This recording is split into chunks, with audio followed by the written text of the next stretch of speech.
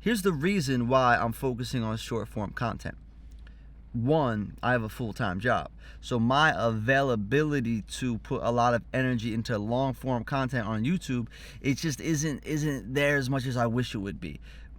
But with the short form content, I can have an idea and I can have that thing up in an hour and a half, just because of the nature of how quick the turnaround is, right? I can, each time I put something out, I get better at writing them, I get better at structuring them. So it's like, it's getting easier as I go. The other thing is, I mean, you probably know it too, but people's attention spans aren't getting longer.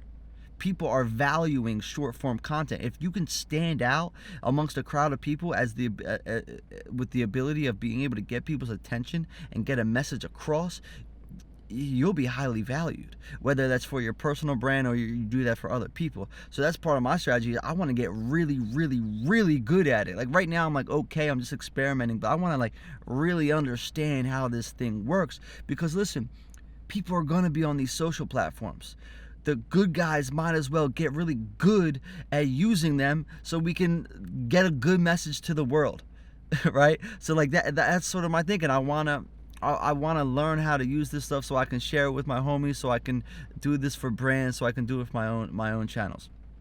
And the third reason why I'm focusing on short form content is because it's an evergreen form of content, where if I make a YouTube video, it really can only exist as a YouTube video. But when I make a short, it works for YouTube Shorts, it works for TikTok, it works for Instagram Reels, it works for Twitter, it works for LinkedIn, it works for Snapchat Spotlight. I can literally take that same piece of content and pepper it everywhere. So I'm able to make one piece of content right now, as this content creating thing for my own personal brands on the side is like really much a side hustle. I can use that time super wisely to be able to create an asset that works for all platforms, and I don't even have to edit again. So I'm oh yeah, here's another one. I think people kind of think about short form content as an afterthought, as like we'll take the long thing and we'll make it short. I think you can really stand out if you're focusing on short form first, because everyone's just kind of throwing stuff up, so it's easier to stand out if you're like saying, hey, I'm truly gonna build content for this format. It's like it's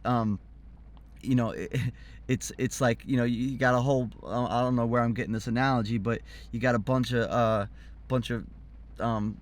ducklings in a barn, right? And then all of a sudden there's a chicken. And you're like, that's different. I'm out here making chickens.